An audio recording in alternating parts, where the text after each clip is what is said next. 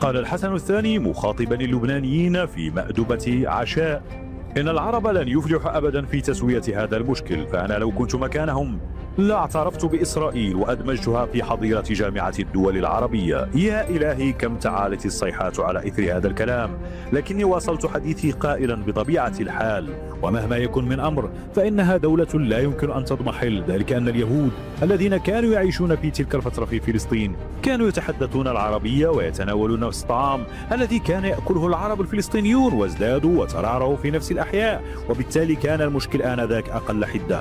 ولكن جميع القادة العرب كانوا يعارضون ذلك. الحقيقة أنه فيما يتعلق بالقضية الإسرائيلية العربية فإن الذين أساءوا إلى القضية العربية كانوا هم العرب أنفسهم، فلو كانوا قد قبلوا التقسيم الأول لعام 1947 لم يكن حالنا قد وصل إلى ما وصل إليه اليوم.